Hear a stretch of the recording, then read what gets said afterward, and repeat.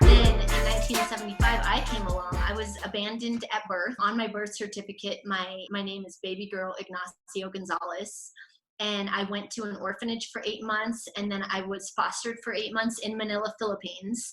And then my mom and dad adopted me in 1976.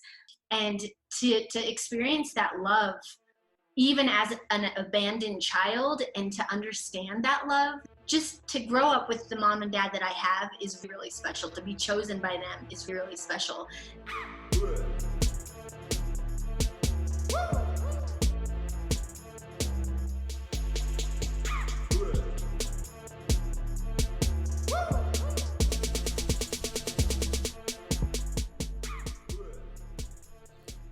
This is the Interesting Lives of Normal People. In this episode, we talk with Brandi Shigley.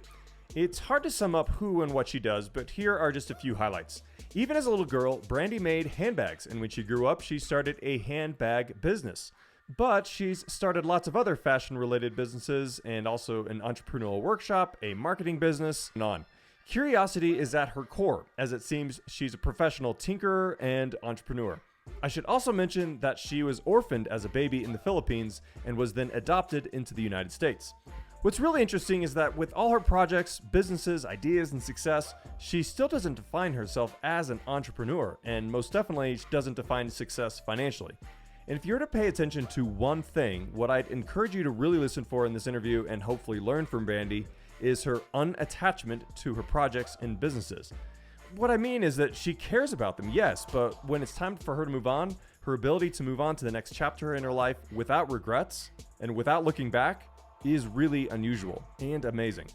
Because she prioritizes her spiritual journey more than anything else, she's someone who wakes up each day and is able to ask, what am I supposed to be doing today? And she does it. And I think it's because she looks at her entire life and all that she does by asking, Sure, you can do what you love what you do, but is it serving anybody? Does it actually have a purpose? How is it making the world a better place? How are you learning and growing spiritually? We talk a lot more about her faith, and at the end of the episode, she talks about her life after losing her mom. It's really incredible, so let's get to it. Brandi Shigley. Brandi Shigley, who is the founder of Fashion Denver, has done a lot of stuff with fashion in Denver, specifically, and has also just done a lot of interesting projects and literally created a lot of interesting things. And so I'm really just excited to talk to you, Brandi. Thank you for joining and spending a few hours, a few minutes hanging out with me and the Ryans. Thanks for joining. Oh my gosh, you guys are the Jake and the Ryans. That was a good description of Fashion Denver. Fashion things in Denver. We covered it, I guess. We could probably move on from that. Even if I said it, I was like, well, that's actually pretty descriptive. Way to go. You really nailed that. Really nailed it. Brandi, you have done a lot of different things, and that's what's really exciting. You are the type of person that I look at and I'm like, man, if I just had the energy and the passion to do all the different types of stuff, even just talking with you for a few moments here on this call, it's clear like you have an energy and a passion and a love for life and meeting new people and so many different things that I think is just so valuable that I think a lot of us, I wish I had more of. Can you just talk to us about your journey, who you are, even if you start from the beginning, like where you're born, like where you came from, and then, really want to hear a lot about Fashion Denver. Okay. And the story. I was born in a hospital in Manila, Philippines, May 14th, 1975. My biological parents left me at the hospital, and I was what was called a foundling, which is just an abandoned baby. And shortly thereafter, I went into an orphanage in downtown Manila. One of the things about Manila is there is 1.8 million orphans in the city of Manila. And I was one of them.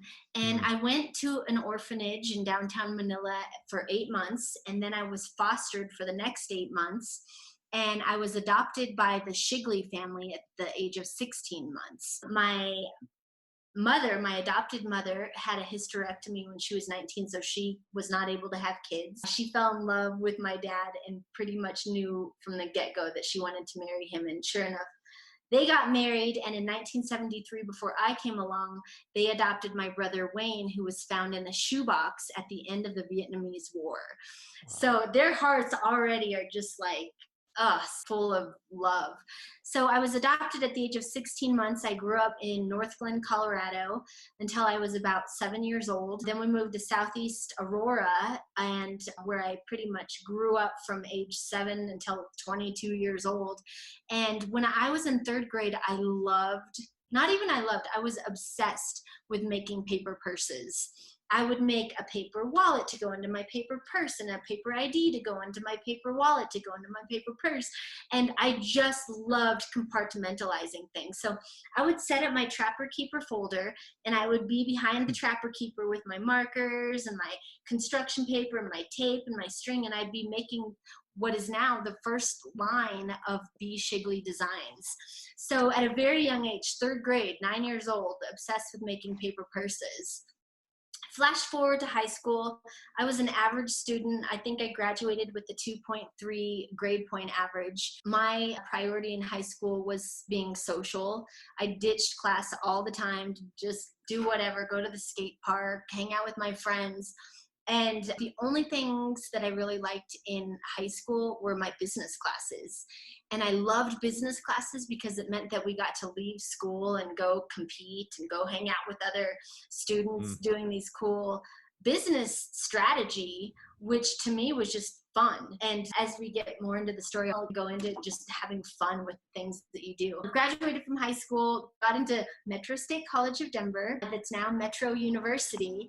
And my first 3 years of college, I was about to get kicked out. I had a 1.7 grade point average.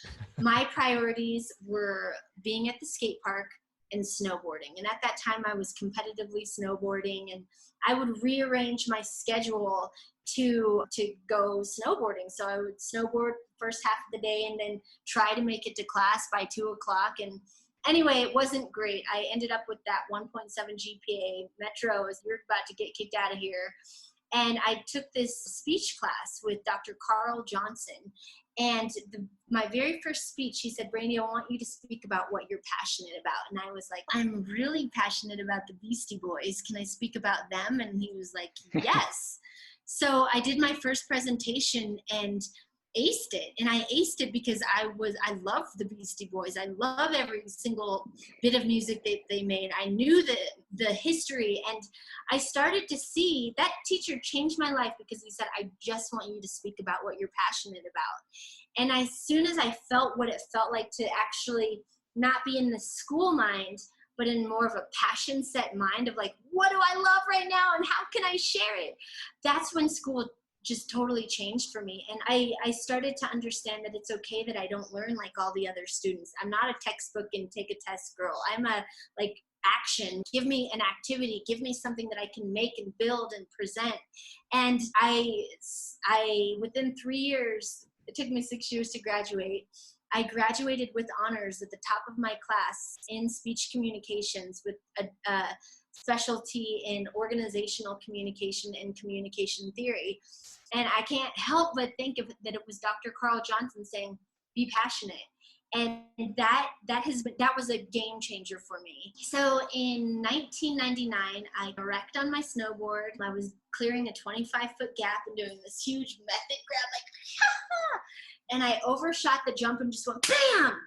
So when you overshoot a jump, you land in the flat, and it's not really awesome to do that. So I got cocky and I went back up there, and I'm like, I'm gonna do it again. And right before I hit the jump, I speed checked, and I just went, wha-bam, and totally crashed. To make a long story short, my snowboarding career was over. I didn't break anything, but my ego was broken. And sometimes I feel like when you fall that hard, you either get back up and you keep going or you're done. And I was done. And that was actually simultaneously when I got a sewing machine as a gift. And I was like, I should try to make a handbag. Like, I love handbags. So I made my first handbag, and then I made my second handbag, and then my third. And I'm like, whoa, this is fun. The next thing I knew, I had 17 handbags, and I'm like, what should I do with all these bags? So I took them to a friend's pool party and sold every single bag, and I had people asking me for custom designs. And granted, these are not fancy handbags. These were squares that were sewn with a handle on it that was just a little cloth handle.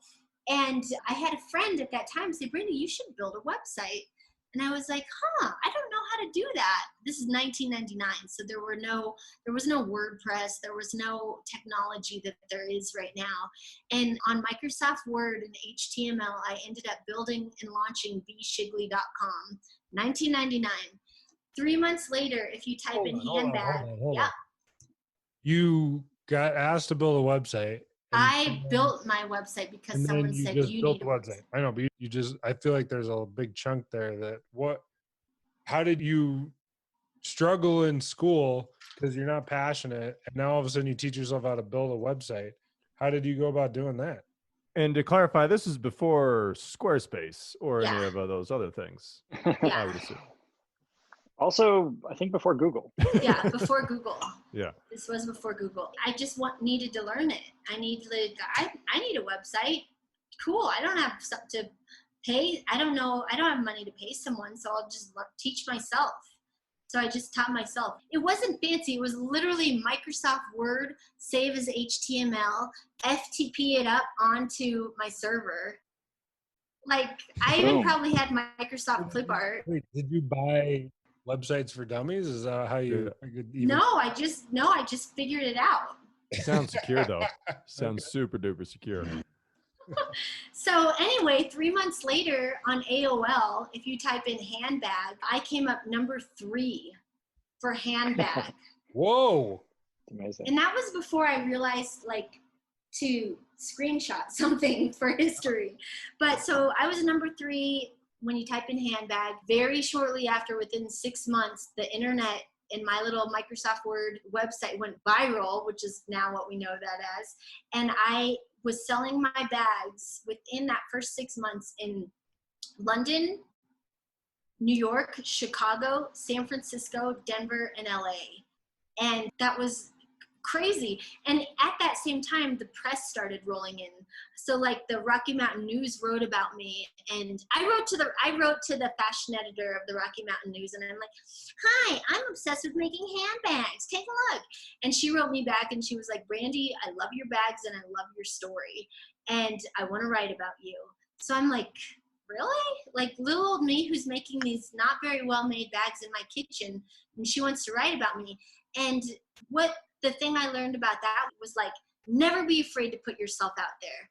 Even if you're just beginning, even if you were just starting out your business, put yourself out there. So I put myself out there, and that article ended up snowballing, and I was in every magazine and news station, and really having to learn how to have a business fast because suddenly the sales were coming at me like crazy.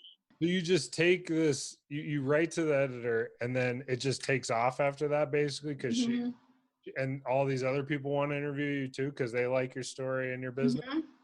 Yeah, I was in 2001 or 2. I was the top up and comer of the year with Mike Shanahan, coach of the Broncos. Oh my God! What year? What year was 2002. That? Wow, that was a big year. 2001, 2002. Wow. Okay, so hold on. I feel like we've covered a lot of ground. We've gone from Manila, Philippines to competing with Mike Shanahan. Not competing, getting to be with him as top up and comer. No, you beat him. Let's big time. No, I did not beat him. You're still here, so there's that. So I feel like there's a bunch of questions that I'm not going to get to all. But first of all, it seems like we should probably interview Dr. Carl Sandburg. So Dr. Carl Johnson, which I don't know if he is alive because this was 25 years ago. We're going to find out. Okay, Dr. Carl Johnson. If you can find him, I don't know why I said Sandberg. It's way off. The other thing is, so I forgot that I ever did this, but you're talking about making little handbags out of paper. I did this weird thing where I would make paper butterflies, and I would have outfits for the butterflies, but it was like ninja outfits and superhero outfits, and they had guns. That explains why you started that ninja outfit. I'm going to have to return to that to figure out how to actually make my butterfly ninja business take off. Yeah, I had a pretty ripping pog making business back in elementary school. Oh, yeah. I would take baseball cards and then put like a J.C. Penney box on the back of them. And those babies, I sold them like hotcakes. I'm sure you did. Awesome. In Westward in 2001, you were voted best local purse designer, and Mike Shanahan was voted best local coach. Really? In the Westward? That's what I think. Oh, wow. Yeah, no, this is like, I got to go to Flatirons Mall and have a photo shoot, and I was a whole 8.5 by 11 of the left side of the center of 5280 magazine. I just want to know who you were up against for local purse designer. There was like 3 of them by then. You were up till 2002. Okay, so 2002, top of my game, magazines, television, where do I go now? Relationship ends. I'm like, whoa, I'm all brand new and I have nothing holding me back. So I sold everything that I owned, and except a sewing machine and my skateboard and my bike and a bag of fabric. And I sold everything, packed up my car, and moved to San Diego. And that's really when I learned so much valuable lessons. Like in Denver, I was like, I didn't have to do any work. Like press was coming at me, boutiques were hollering at me, and I thought I would just move to San Diego and everything would just be the same. Only nobody in San Diego knew who I was. So it was there that I had to go out and pound the streets and introduce myself to boutiques and connect with the writers myself, and like really do the work on my own, as opposed to having it handed down to me. And in that time, I ended up getting a job in the skateboarding world. And that's when I was planning skate demos and working with the pros and writing press releases and sending them to Trans World and Skateboarder Magazine and Thrasher. And when I was working for that skateboarding marketing company, that's when I learned the importance of branding. That's when I learned how do you write a press release. That's what I learned about the importance of a logo and all of that good stuff, while simultaneously still doing my handbags and going up to LA and San Francisco to do these fashion markets with all these amazing, real West Coast designers. And I got to experience what it was like to be a designer on a bigger level. And I got to experience what the fashion industry was like in LA and in San Francisco. And to make a long story short, I was out in California for 2.5 years, and I ended up moving back to Denver almost as quickly as I had moved out to San Diego. And when I came back here, I had no idea what I was doing with my life. I didn't know. Just didn't know what I was doing. And I was living in my parents' basement. I was bussing tables. And it was when I was bussing a table that I was like, hey, why don't I start a company doing fashion markets like what I did in LA and in San Francisco? And that very night, I went home, I built Fashion Denver, I bought the domain, fashiondenver.com, I built the website, and with the women that I knew and the men that I knew who were designing, I produced my very first fashion market at that restaurant that I was bussing tables at. This was 2004 in October. By December of 2004, I produced the first ever Denver fashion market that featured like 30 designers, and it was in a big warehouse that's right down in the neighborhood that I still work in. And that's really where Fashion Denver was born. It was born because I had learned what it was like to be an independent designer, and then my experience in the fashion industry in LA and in San Francisco, and learning about branding and learning about marketing and PR, putting all of that together is really what formulated creating Fashion Denver. And at the time, I didn't know what it would turn into. I just knew that I wanted to share what I had learned with other designers and small businesses. So I started consulting individuals. That's when I started my Do What You Love What You Do workshop. And we see that everywhere. BlackBerry used it. And honestly, back then, nobody was using that. And I just thought it was like, duh, we all need to do what we love and love what we do. I'm just curious. So you basically decided to create a collaborative of designers. So a bunch of people doing what they're passionate about. I'm curious how that was received. Was anyone bringing them together? Were they all having to do their own thing and you were bringing a new concept to light? Or what was this pitch of let's collaborate to create a market to bring people to that might buy from all of us? What was that like? They were receptive because it wasn't being done, and it was an opportunity for these designers to get out and sell their designs to the public all in one space. So how were they slinging their product before you, other than the market? I have no idea. So you were offering, I'm just thinking that restaurants intentionally collaborate on location, right? Because it helps their business. I think this is a big idea, collaboration. And we have a ton of silos out there in a bunch of different ecosystems. Collaboration is a really big deal. And I think you bringing that to a group of people that are probably out there struggling and not seeing this idea, that's a pretty big idea to bring to them. Were they seeing it, or were you the only one seeing it?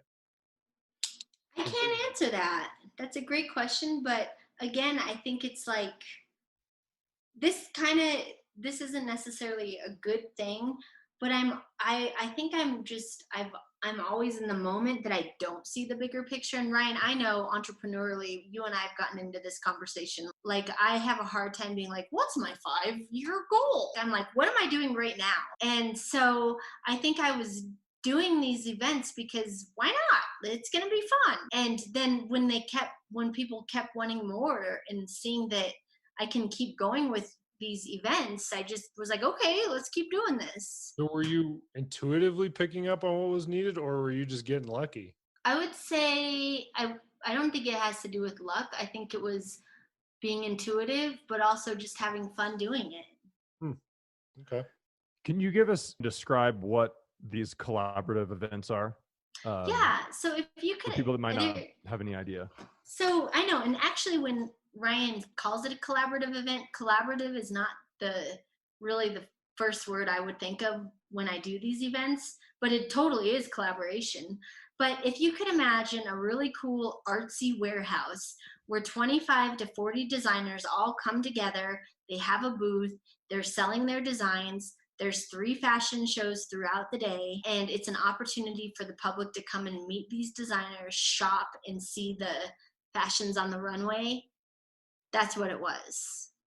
Is that what still is today? I haven't done a fashion market since October, when I celebrated 15 years of Fashion Denver. Another follow-up question. I remember going to one of these several years ago, before skinny jeans were a thing, and I remember Ryan Holdeman wearing some skinny jeans. Are you the one that really got him into skinny jeans to begin with? And did you invent skinny jeans? I did not invent skinny jeans. Ryan was just bigger than the model who was no longer able to wear those jeans. And when he put them on, they were skinny jeans. Oh, well, maybe he did. So yeah, Ryan may have, that was 2008 at Taxi. It was. So is Fashion Denver, is it primarily an event-based organization that happens a few times a year? Yes. Okay. But then for a good 3 to 4 years, I had a boutique. That's where I met Ryan and his brother. And this was pretty early on in the Fashion Denver days. It was probably within 4 to 5 years of having Fashion Denver. And I had a boutique in what's now like a super trendy part of Denver, the Golden Triangle. Back then it wasn't, but I was like, why do I just need to have events? Let's just have a store. So again, I wasn't planning on having a store. It just seemed like it was what needed to be done. And I did not like it. I had that store for 3 to 4 years, and the thing I loved most about it was meeting the designers and wrapping the things up that people would buy like a burrito. I think another thing that you did, by the way, just to give my perspective on it, was I think you were the kind of personification of all this learning that was happening from all these boutiques. You were capped by being connected with and helping all these different boutiques and designers on their own, however they were doing what they were doing to distribute their products and stuff. You were capturing all the learnings, and then you were being a consultant, whether it was formally or informally, across all of them. And I think, first of all, you were being this consultant, or one of the things Fashion Denver did was had a service, which was, let me coach you on what's being learned across the city around running your own fashion brand. So you help people brand their own thing. You help them figure out how to sell it. I think you became this hub of the knowledge that was being gained in the fashion industry in Denver, Colorado. Thank you, Ryan. Yeah. Yeah, and it's been really awesome to share our friendship over the past decade, because I feel like you've experienced a lot of the ebbs and flows and the entrepreneurial ups and downs with me, and that's awesome to be where I'm at now, which is wherever I'm at, and sharing that history with me. Yeah. I'd like to take it back to handbags. Okay. What are you doing with handbags now? Are you selling them? Is it still a part of any business you're doing? I have not I had a little mini trunk show at the beginning of the year where I was doing custom handbags. I had a whole bunch of fabric. People could come and pick fabric, and then I'd make them a bag. It's not my passion. I enjoy making it. I enjoy making bags once in a while, but I almost feel like right now in my life, I'm not attached to anything I have done. Like, I'm not attached. Yeah, putting fashion events together, super fun. Making bags, fun. Consulting, super fun. But that's not who I am. I do enjoy it, and I have consulting clients right now that I'm thoroughly enjoying. But what I wouldn't call myself like a consultant. Like, where I feel like I'm at with everything is I just want to be I just want to be the hands and feet of the Lord. I just want to be his voice.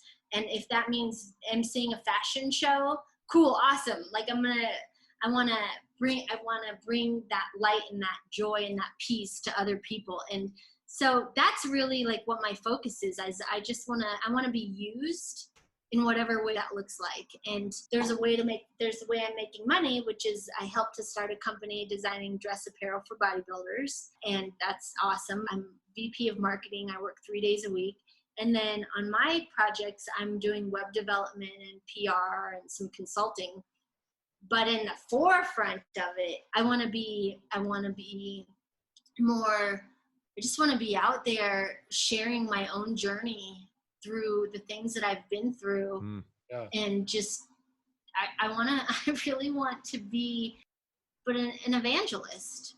I don't know if that's the right word to say. I think people might have a negative connotation to that, but I want to be out there sharing the goodness of the Lord in the land of the living. We accidentally got to the end of the story and skipped over like the meat, which I was, do we love what we do? No, I wanted to go back to that because I know that leads into your present day story. So I'm in my mind stuck on the fact that we just skipped over like the main thing.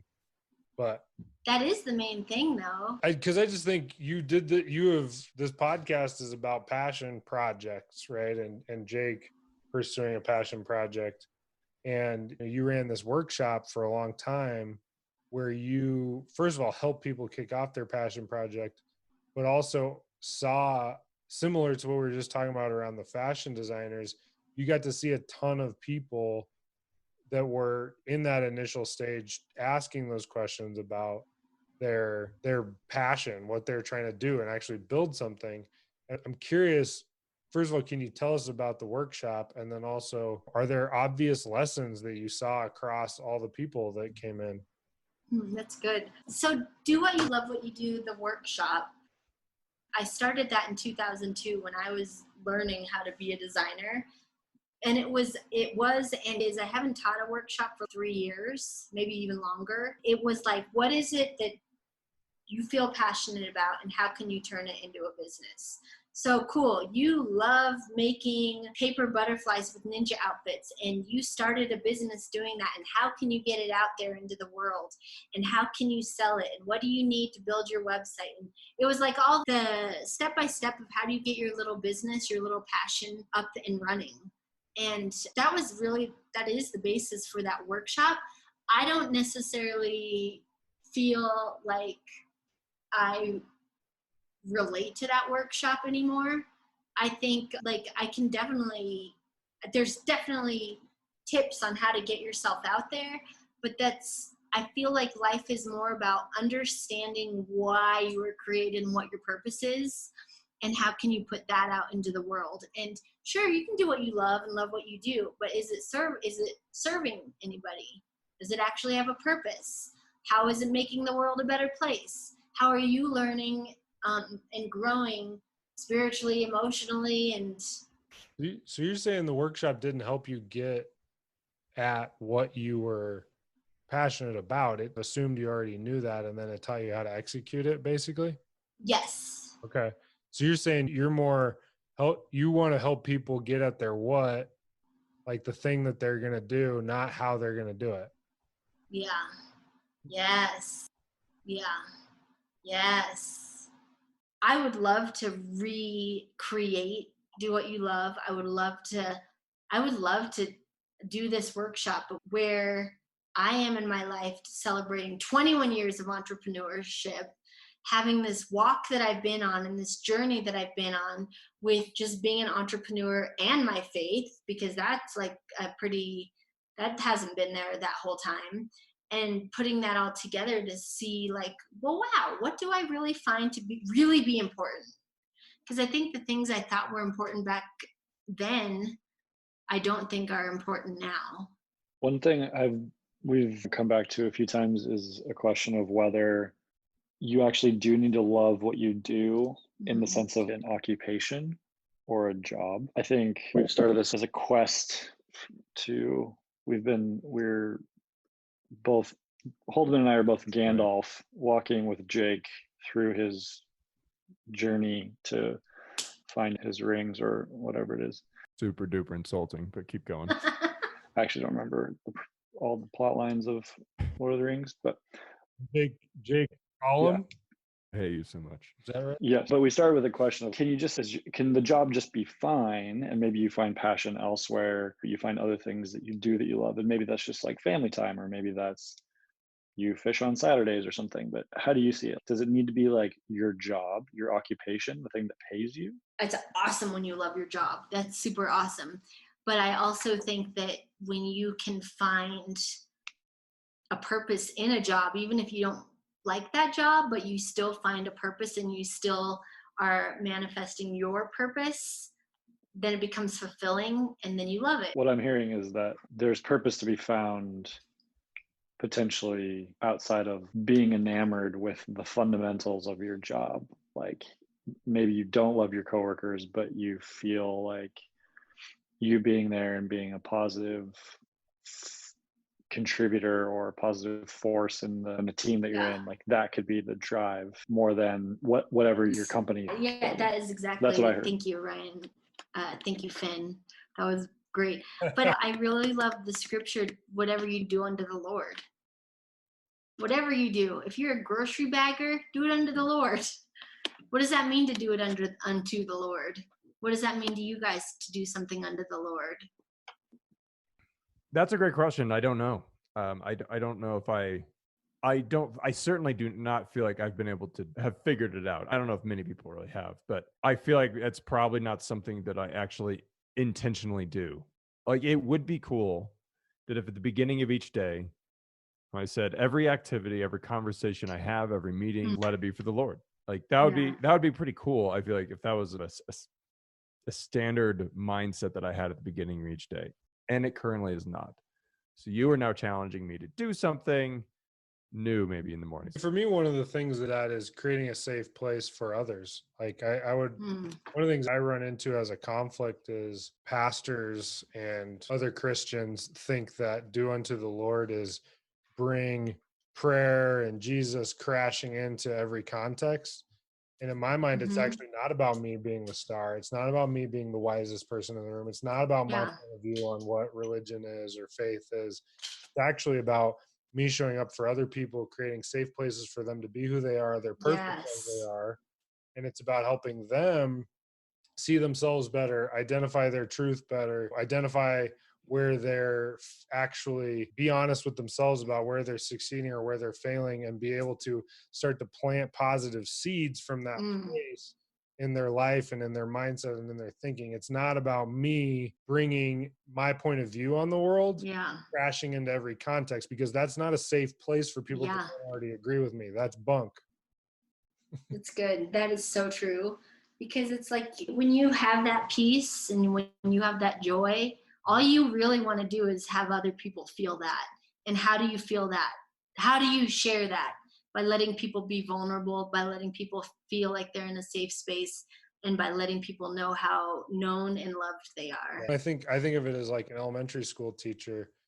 If that teacher creates a context where, let's just say, Christianity is a common topic, the like 2/3 of the room that are Christians all feel like this is the greatest classroom of all time, and the 1/3 who aren't don't even feel like they exist, and Yeah. like it's a dangerous place to be, to feel the way they feel. And I do not believe in that.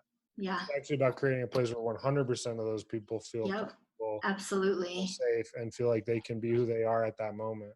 Like I love Mr. Rogers' approach, which is you're perfect just the way you are, and I love you just the way you are, and you're safe here just the way you are. Yeah. Is my approach.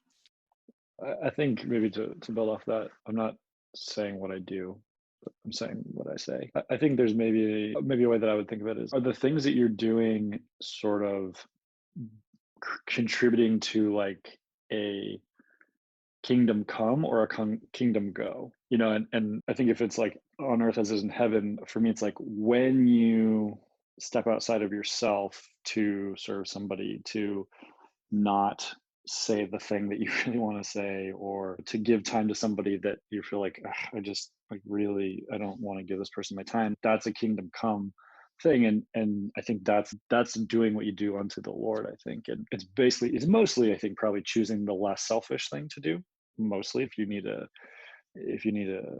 heuristic for that. And most of the things that just serve like my selfish now need are probably the things that are more like kingdom go. Kind of moving on, we have a few questions left that we have Okay. written down. And one of it, which is, and I think Ryan Holdman probably wrote this one down, is you're one of the most joyful people that I've ever met. And I think that's Ryan saying that because we just met. Could you maybe unpack like where that joy comes from? Because it sounds to me like it's not just from it's not about just making a handbag. It's not just about running a workshop or creating these events. It sounds like it just goes a lot deeper. Like all of your different pageant projects come from a much deeper place than not just like the thing that you're doing as you just described. Like where is that joy that Ryan knows so well? Like where does that come from? I think it comes from the Lord, but maybe what it comes from is being abandoned and then being adopted.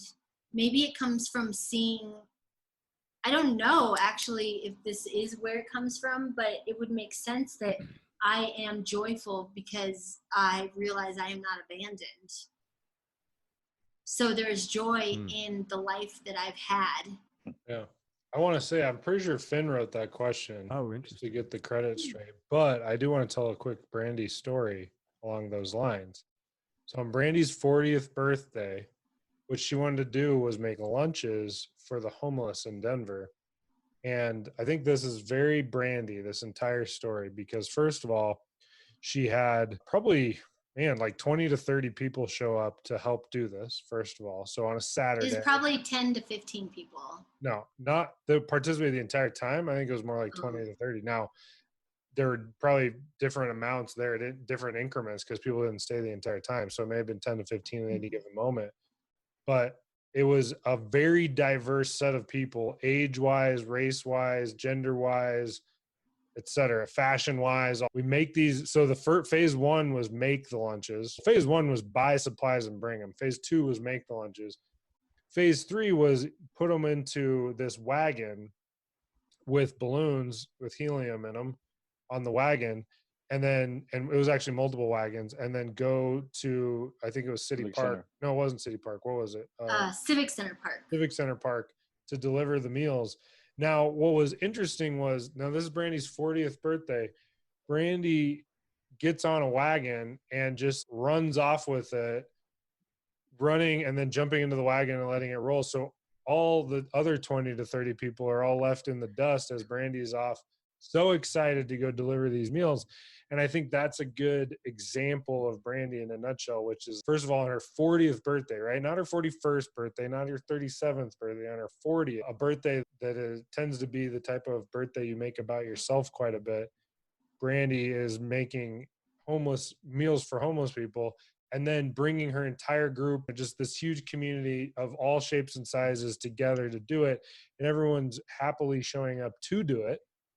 And then Brandi is off to the races as a high energy, high excitement, joyful person to go deliver these meals without any of us, to take all the credit with all the Oh,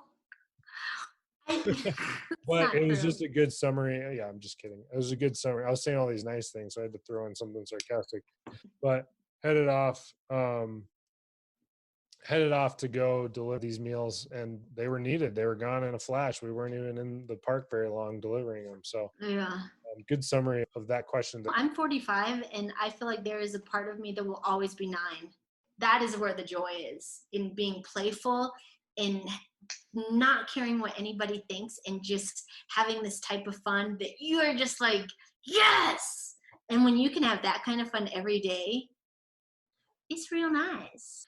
I got to read this thing. This is Brandi, best local purse designer, 2001 Westward. We'll put the link in the show notes. Here's what it says. Move over, Monica Lewinsky.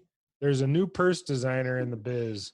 Denver's own Brandi Shigley is selling her funky fresh handbags at local stores like Decade and Miss Tallulah's, as well as on her very own website.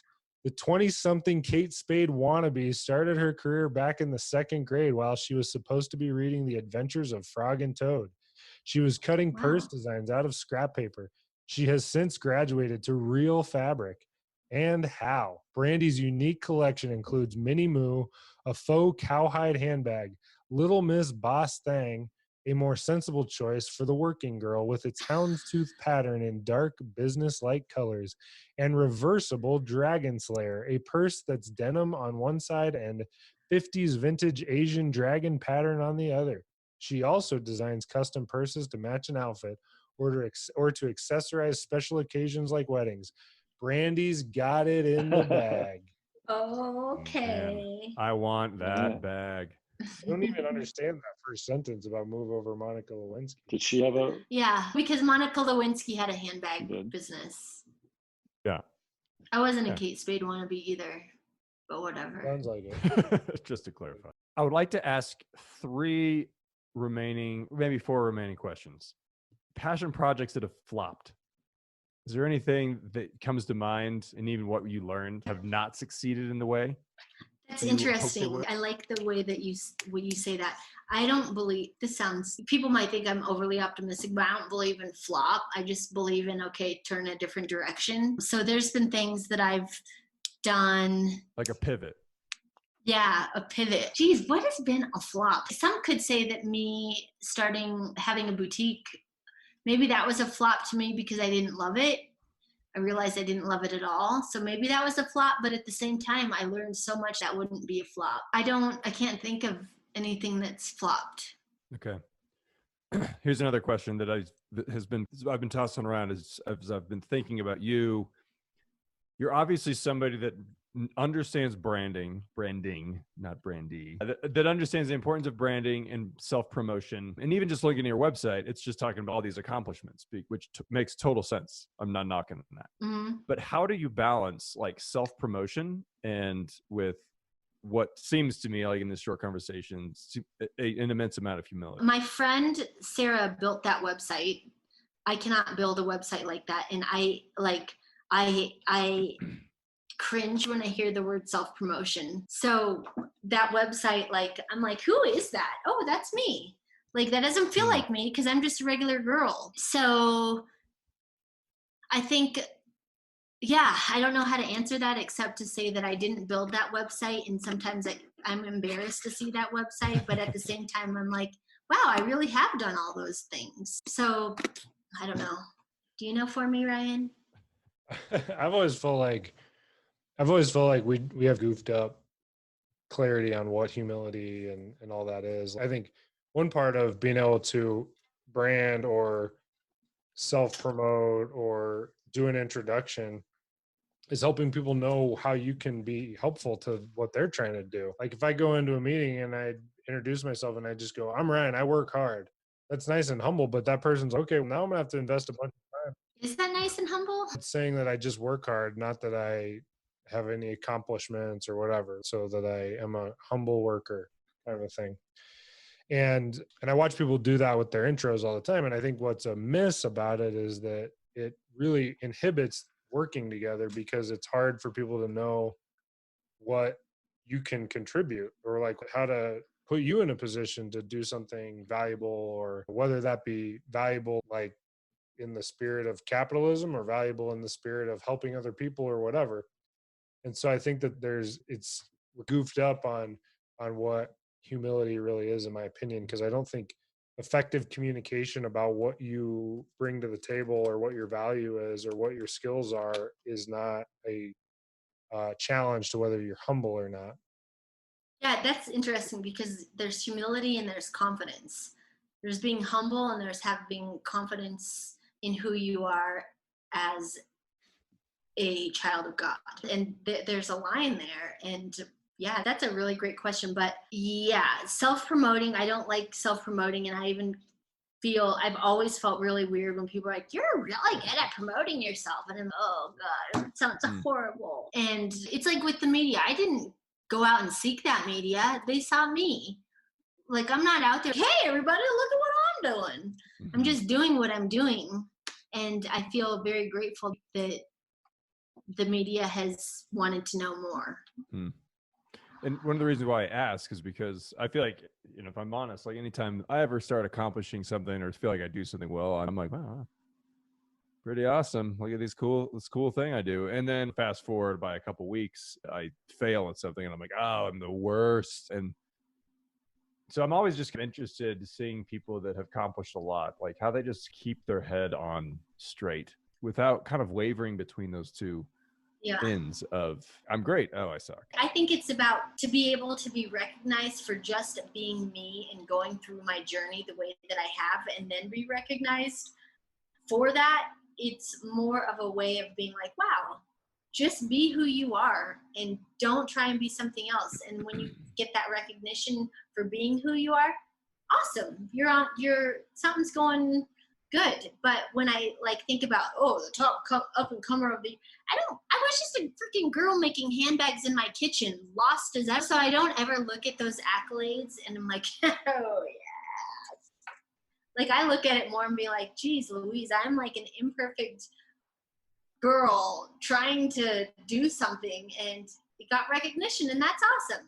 Yeah, that's cool. My grandpa, who's a pastor, started out Mennonite. He says it totally differently than that, which is that you are perfect. You're exactly who you should be right here, right now. And you're on a journey, and you'll be perfect when you're at the next step of the journey as well. I never felt perfect. I think his point is that perfect isn't about getting it all right. Perfect isn't about not making mistakes. Perfect is different than that. Perfect is about being special and being loved and being at the phase that you're at in your journey. Yeah.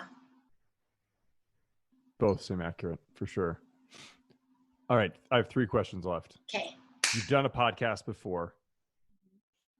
Any advice for people that are starting a podcast? My advice for people starting a podcast is don't have hard expectations on what the podcast is going to be. Let it evolve into what it's becoming.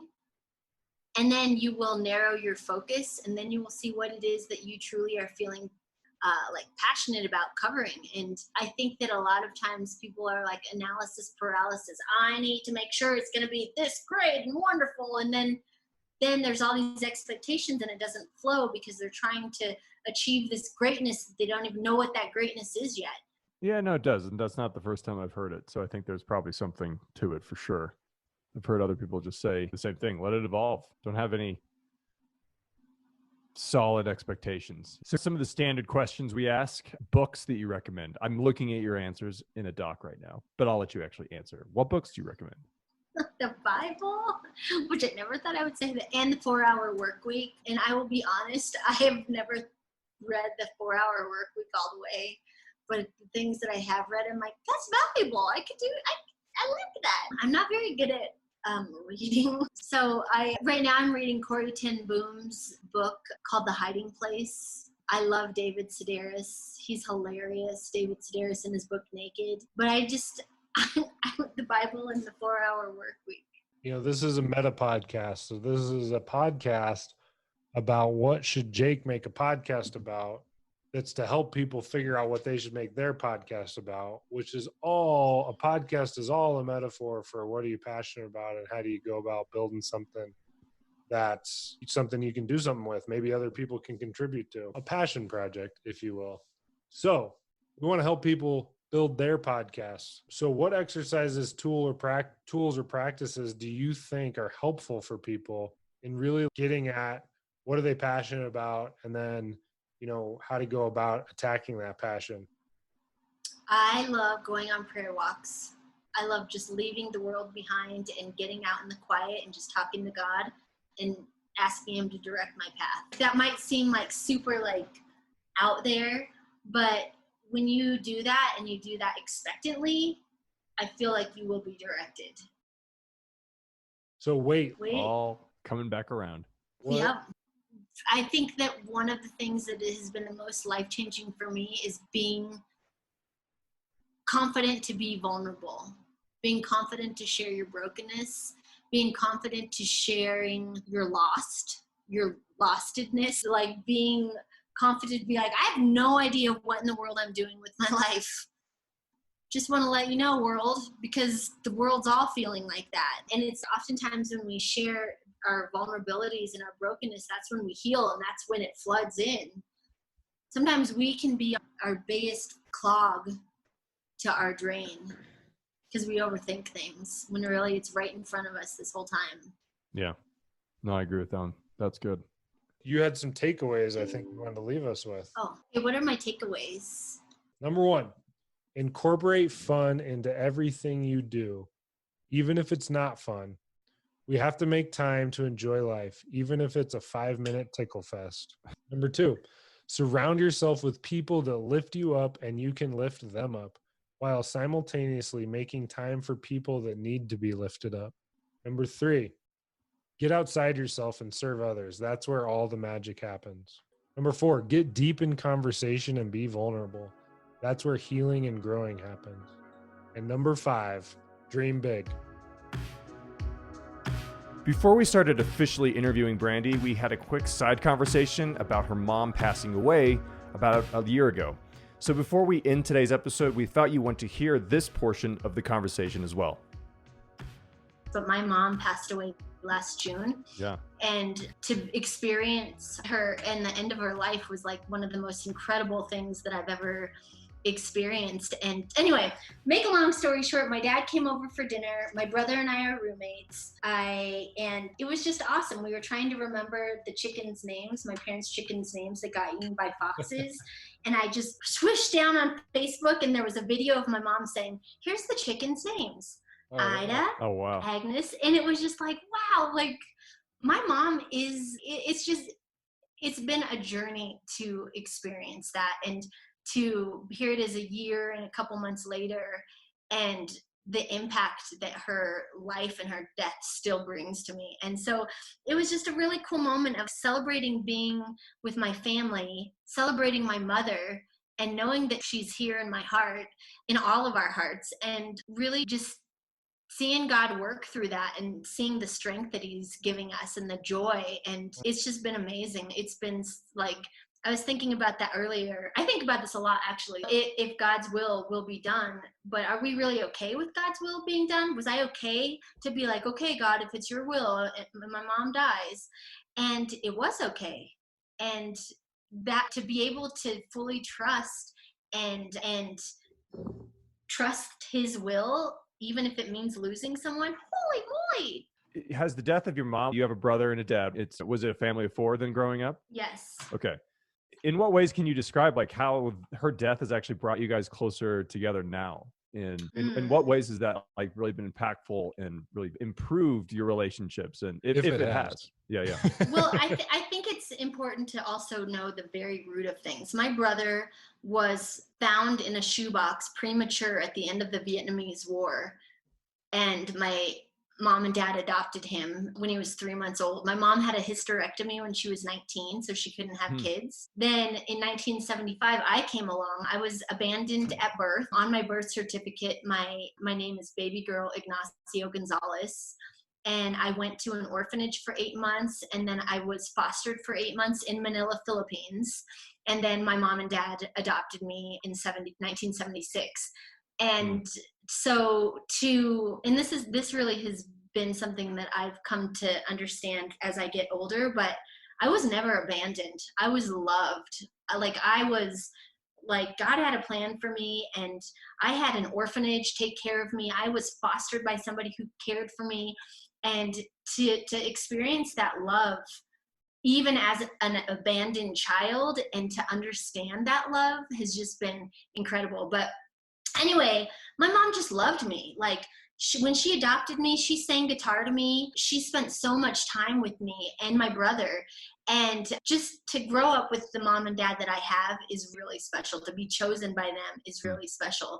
So to be able to be there until the end of my mom's life, and then to experience the beautiful life that we've had together. Of course, there were rocky, crazy times that weren't so awesome, but to experience that life, and then to be at a point in my life where I fully appreciate who she is and how she shaped me and how my dad shaped me, and then to be able to celebrate her with her in my heart, and just knowing that she's made me, she's been a huge part of who I am. And then to be able to mourn the loss of my mother, my dad's wife of 51 years, and to find joy in her memories, but then still continue to see how important it is for us to be together as a family. We're getting to know each other in completely new ways. It's like my dad and my brother and me now. I was just writing about it last night, how life is but a vapor. It is but a vapor. Like, we are not on this earth very long. So how do we appreciate life and the sorrows and the pain and the suffering? And how can we just make that vapor of a life be awesome? My uncle died a few years ago, and while he was dying, I was thinking about how do you prepare yourself for the fact that you're going to lose, especially anyone older than you. For the most part, you're going to lose unless something even more tragic happens. And so how do you prepare yourself for the lack of someone in a way that you're not like you? I think one of the things that was really cool to see, and I only saw this through social media, but that you and your family got to have this special almost year, it seemed like, of being intentional with each other, because you knew that it was possible that your mom wasn't going to be around. So you guys got this special thing where you got to spend time together. You went on a cruise, and you guys did a lot of stuff. Yeah. In a way, losing your mom in the way you did created this like awareness of it, so that you could really be grateful for each other and embrace each other while also preparing to be without. And when my uncle died, my uncle's family wasn't ready for it. Like, his immediate family wasn't ready for it, so they were caught off guard in that way.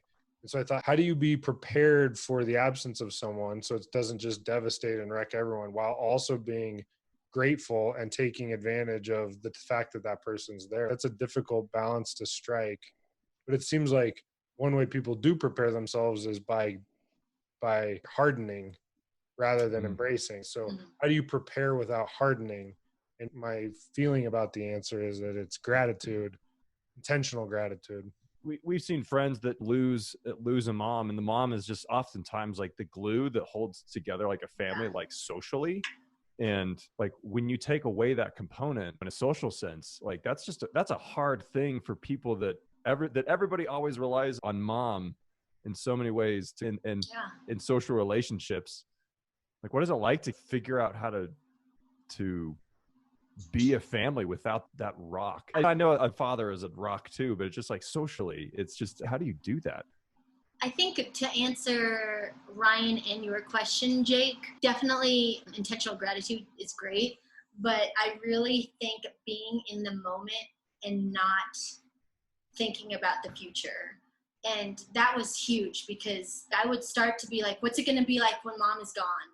instead of just loving my mom right then and there. And it was a struggle to stay in the moment. And even now, like,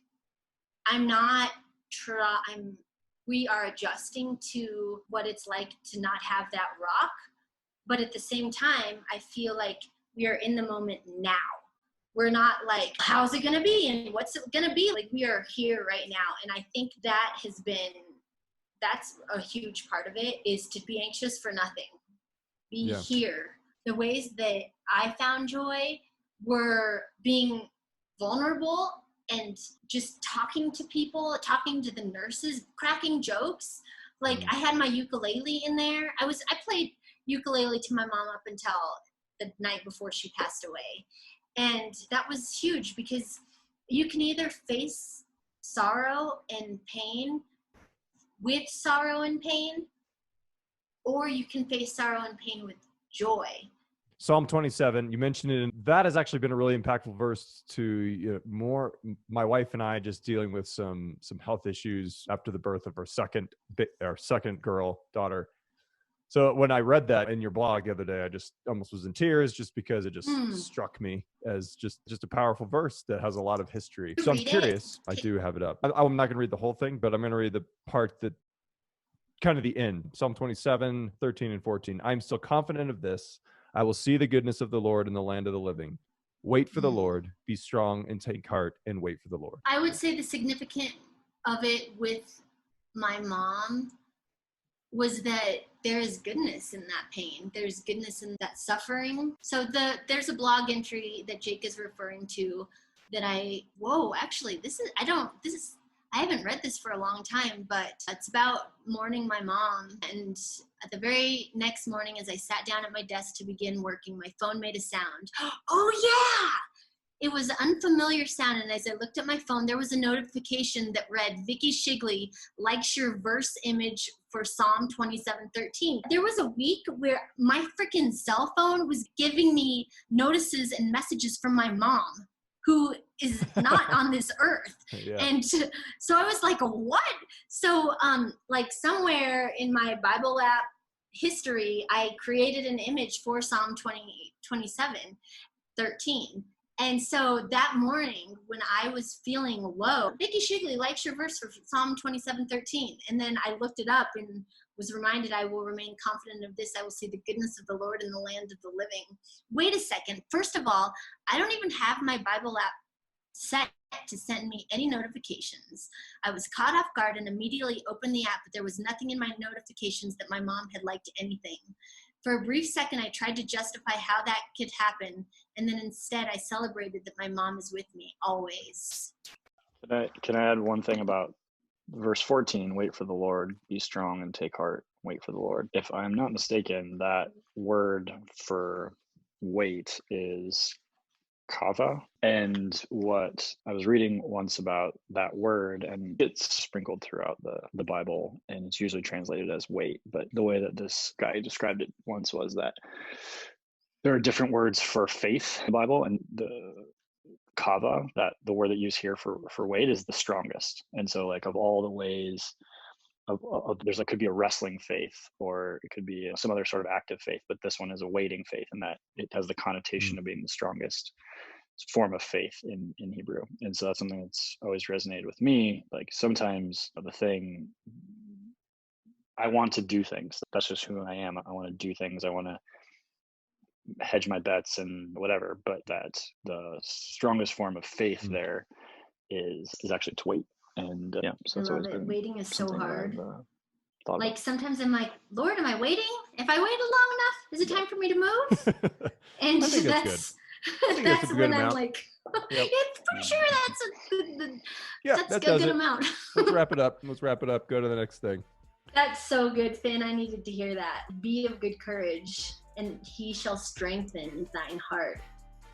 Thank you for joining us. Thank you for spending some time. This has been a really good conversation and also very fun. So we nailed it. All right. Thank you guys so much for having me on the podcast. Hit that outro music. Brandi. Outro music and go.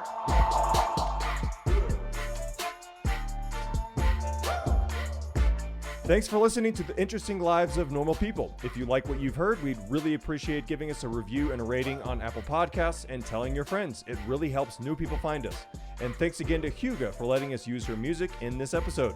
You can find more of her music on SoundCloud.